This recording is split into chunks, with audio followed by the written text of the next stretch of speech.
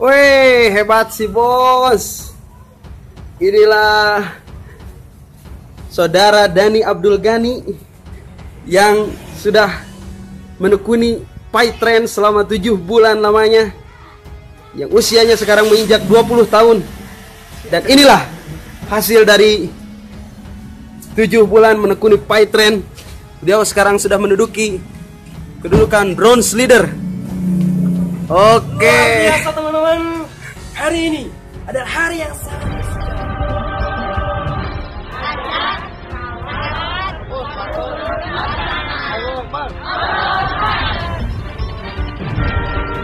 Alhamdulillah, multi level marketing miracle akhirnya bisa di-launching. Saya senang sekali karena apa yang saya impikan, memiliki satu perusahaan yang dimiliki oleh semua orang menjadi terwujud. Dari dulu saya sudah berpikir bahwa gagasan multi level itu adalah sebuah gagasan yang luar biasa baiknya ya. Cuman menurut pandangan saya terhadap bisnis Yusuf Mansur ya, hampir semua adalah MLM, hampir semua LMM. Pandangan saya ya, yang saya ketahui hampir semua masuk LMM berkaitan dengan yang nantinya bangkrut, ya kan? Yang nantinya bangkrut atau gagal bayar ataupun alasannya dan uang dari para investor itu tidak kembali, hampir semua. Ini kan kemiripan antara batubara dengan bukan mirip lagi, hampir sama. Jadi plug yang dibuat Yusuf Mansur di sini juga seperti itu, yang dibuat di PyTran begitu, yang dibuat di lain juga begitu. Itu bisa menjadi bukti bahwa peranan Yusuf Mansur kuat sekali di batubara gitu Pak. Menurut hemat saya begitu, karena skenario-nya kan hampir sama, pola kerjanya juga sama kan.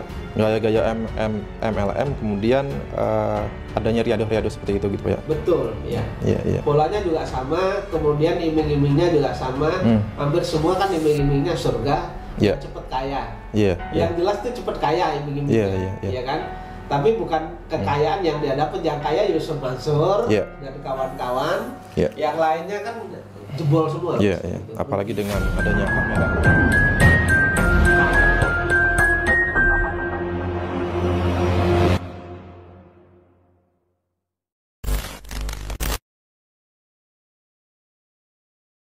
Menjalankan upaya-upaya untuk mendapatkan keadilan ini Pak. Baik, ini berbicara soal batubara, tentunya kan ini sudah memakan korban cukup banyak, bahkan beberapa sudah sampai wafat gitu Pak ya.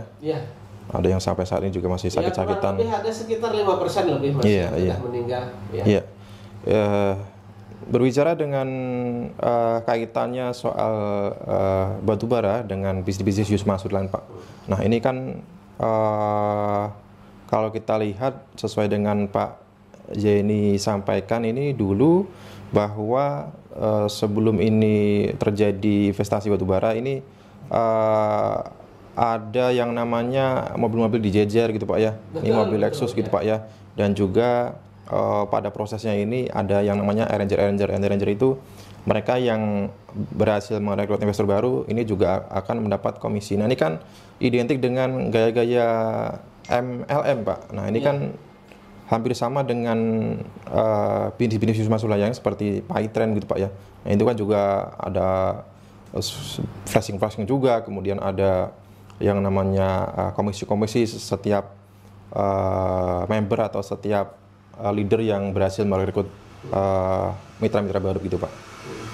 Ini menurut Pak Jenny kemiripan gaya-gaya MLM batubara dengan bisnis Yusuf Mansur ini Pak Jenny melihatnya seperti apa Pak? Jadi begini, menurut pandangan saya terhadap bisnis Yusuf Mansur ya, hampir semua adalah MLM, hampir semua LMM. Pandangan saya ya, yang saya ketahui hampir semua masuk LMM berkaitan dengan yang nantinya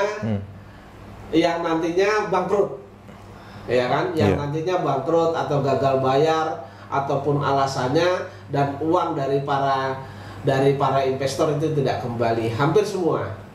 Nah, ini menurut pandangan saya sebagai seorang lawyer, ini memang disengaja Mas. Jadi memang ada investornya, kemudian ada yang cari investornya, kemudian yang cari investornya ini juga nanti mendapat bagian, ya kan? Yeah. Kemudian ada lembaga, misalnya di batubara, itu ada marketingnya, kemudian yang nampung BMT, kemudian baru ke PT Adi Partner Perkasa dan seterusnya. Itu memang menurut hemat saya sudah didesain sedemikian rupa sehingga ketika terjadi gugatan ini, misalnya saya berinvestasi, tentu saya tidak kepada PT Adi Partner langsung. Saya melalui BMT, kemudian BMT yang menerima CE, ya, CEPH, ya, EPH, ya, kemudian EPH kemudian menyetorkan kepada BMT Darussalam, begitu ya. Nah, berkaitan dengan itu, kalau hampir semuanya seperti itu, baru nanti koperasi menyetorkan lagi ke PT Adi Partner Perkasa. Jadi dibuat panjang, Mas. Ya, ada tangan-tangannya gitu, Pak, ya? Ya. Jadi ketika ini ada perkara, harapannya itu satu adalah ketika ini akan diajukan gugatan, baik itu pidana maupun perdata, ini nanti banyak orang yang tersangkut, Mas. Itu banyak orang yang tersangkut secara hukum begitu. Nah, kemudian yang lainnya juga nanti ada ewo perkewoh nih. Karena kan yang menerima teman sendiri, kalau dilaporkan kan ewo perkewoh. Betul. Iya kan? Itu. Jadi ini harapannya itu ketika ini sudah tidak dibayar, orang-orang ini mau melakukan upaya hukum itu karena jenjangnya banyak, ya, bertele-tele sehingga mereka tidak jadi, kan begitu. Ini kebetulan kalau ini korbannya saya bukan pengacara, kan mestinya nggak mau gugat nih, Mas. Betul. Karena biaya pengacara saja sudah berapa, kemudian transportasi dan seterusnya berapa, sekumnya berapa, kan akan berpikir ulang. Ya kan? Jadi harapan dia nanti ketika ini jadi perkara itu tidak akan menjadi perkara hukum karena bertele-tele dan panjang, yang harus digugat banyak, hukumnya juga banyak, kan begitu. Nah, kemudian dari segi ekonomis mereka pengennya cepet, Mas, ya kan? Kalau ini misalnya dia nyebar orang, katakanlah kebetulan di batubara ini kan lebih dari 10 yang disebar, Mas. Katakanlah 10. Terus nanti yang 10 ini satu orang bawa lagi 10 orang. Kan sudah 100, Mas. Nah, 100 masing-masing bawa 10 kan sudah banyak, Mas. Masing-masing bawa. Nah, itu tentu secara proses hukumnya nanti akan sulit begitu, Mas. Itu. Kemudian dari penyebaran ini tentu mereka kan setornya tetap ke atas. Walaupun sudah ada potongan tetap ke atas kan setorannya. Mereka cepat dapat duitnya begitu. Jadi ada dua sisi. Satu, secara finansial dia cepat dapat duit. Secara hukum ketika orang itu akan mengajukan gugatan, investor itu sulit, Mas. Itu pandangan saya. Dan juga yang saya lihat ini kan banyak dari investor-investor yang kecil-kecil ini, Pak. Nah, ini kan mereka kebanyakan meminta pertanggungjawaban kepada arranger-arranger mereka gitu, Pak. Dalam arti para arranger-arranger ini menanggung beban moral gitu, Pak, ya, selain menanggung beban material gitu, Pak. Dan kemudian ini juga terjadi di PayTrend, ini banyak mitra-mitra ini kan yang meminta pertanggungjawaban kepada leader-leader, ya. Ini kan kemiripan antara batubara dengan mirip lagi. Hampir sama. Jadi plak yang dibuat Yusuf Mansur di sini juga seperti itu, yang dibuat di PayTrend begitu, yang dibuat di lain juga begitu. Itu bisa menjadi bukti bahwa peranan Yusuf Mansur kuat sekali di batubara gitu, Pak. Menurut hemat saya begitu, karena skenarionya kan hampir sama, pola kerjanya juga sama kan. Gaya-gaya MLM, kemudian adanya riado-riado seperti itu gitu, Pak, ya. Betul, ya. Polanya juga sama, kemudian iming-imingnya juga sama. Hampir semua kan iming-imingnya surga, cepet kaya.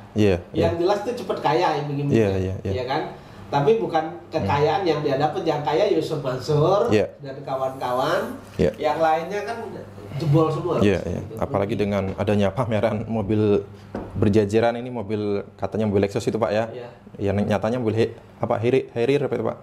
Iya, jadi mobil itu di-upgrade lebih tinggi. Sebenarnya kan ada mobil Harrier, ya, yang jelas emblemnya itu diganti, Mas. Jadi dari Harrier, kalau Harrier itu kan di bawah 1 M lah, kurang lebih sekitar 750 jutaan lah ya, kurang lebih. Nah, kemudian diganti dengan Lexus. Kalau Lexus kan di atas 1 miliar. Iya kan? Artinya dengan dipamerkan seperti itu, orang lalu berimajinasi bahwa nanti saya juga begitu gitu loh. Dan yang dijejer itu saya masih ingat benar, ada Honda Civic, ada Honda Civic 1, kemudian ada BMW, kemudian Harrier yang emblemnya jelas diganti Lexus. Iya, betul. Kalau itu tidak untuk mancing, untuk apa harus dijejer di depan masjid dengan alasan menunggu nomor polisinya sampai kan? Nah, setelah itu dijejer lalu orang setiap sholat 5 waktu melihat, kemudian mereka berimajinasi kan, atau ilusinasinya ada sehingga orang ya berbagai macam cara cari uang, apakah itu uang pinjaman dari bank, apakah pinjaman dari saudaranya dan seterusnya dimasukkan ke sana. Karena menurut hitung-hitungan yang dijanjikan oleh Yusuf Mansur itu lebih besar ketimbang yang harus disetorkan ke bank kan. Tapi kenyataannya kan semuanya gigit jari, Mas. Investor tuh gigit jari, bahkan ada rumahnya yang disita bank, bahkan ada yang sampai meninggal tidak bisa bayar hutang, ya kan? Dan ada pernah menjadi saksi juga di saksi perkara, perkaranya Bu Lilis, mereka mengatakan bahwa mereka sampai pinjem sapi di kampung, ya kan, dijual, kemudian diinvestasikan, tidak pulang. Mereka punya motor lalu digadekan juga, kemudian diinvestasikan, tidak pulang kan. Itu luar biasa efeknya. Jadi luar biasa ini menurut hemat saya merusaknya luar biasa. Itu tadi ya.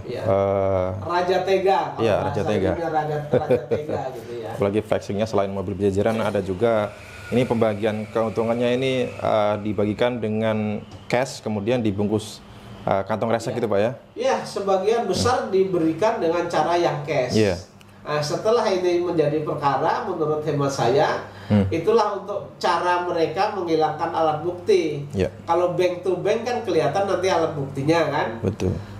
Tapi dengan cara-cara seperti itu akan tidak kelihatan begitu. Tapi alhamdulillahnya yang punya saya itu ada 2 dokumen penyerahan pembagian keuntungan kepada saya. Jadi BMT juga pegang, saya juga pegang, asli. Dan kemudian gaya flexing ini identik dengan PyTrend ya, bisnis Mansur lain. Ini leader kita lihat kalau menawarkan PyTrend ini seolah-olah ini mereka karena berbisnis PyTrend ini mereka dengan sekejap ini bisa mendapatkan mobil ya, mobil Pajero, mobil inilah gitu, mendapatkan rumah gitu ya. Nah, ini gaya-gaya flexing yang hampir sama gitu ya. Karena mereka tujuannya untuk menarik kaki-kaki baru gitu ya. Menarik investor saja. Baik. Saya berkeyakinan seperti itu karena kan terkait dengan usaha-usaha yang mana modalnya itu diambil dari masyarakat, dari jamaah, dari publik, itu rata-rata jatuhnya itu adalah tidak dibayar, tidak dikembalikan. Kecuali yang usahanya Yusuf Mansur sendiri kan, yang mereka mengatakan bahwa misalnya mereka mengatakan warung stick and shake yang bernaung di bawah warungku itu Bebek Slamet, kemudian yang satu lagi Mas Mono ya. Nah, saya kalau itu kan tidak diambil dari umat sampai dengan sekarang masih berjalan kan? Masih berjalan. Nah, cuman menjadi pertanyaannya, ketika orang lain rugi, kemudian uangnya tidak jelas di luntrungnya yang dikumpulkan oleh Yusuf Mansur ini, kemudian Yusuf Mansur sendiri mempunyai harta kekayaan yang melimpah kan begitu. Betul. Kemudian warung stick dan seterusnya kan begitu. Dan itu pernah ditanyakan juga kan di Hotman Paris Show. Yusuf Mansur modal awalnya dari mana? Bingungan. Punya bisnis seperti itu modal awalnya dari mana? Begitu. Kan mereka gelabakan juga. Ngalur ngidul jawabannya. Terus pernah ditanya juga dengan host perempuan, cuman saya lupa hostnya. TV One itu ya. Presenter TV One itu ya. Ini modalnya dari mana? Mereka mengatakan bukan saya dapatnya dari sini. Kalau cuma segitu mah di bisnisnya Haritanu kecil kan begitu. Jadi ngeles terus ya Pak ya? Jadi Yusuf Mansur itu tidak pernah bisa membuktikan bahwa modal awalnya dia bisnis dari mana. Iya. Nah, kita boleh dong menduga. Iya. Karena saya dirugikan.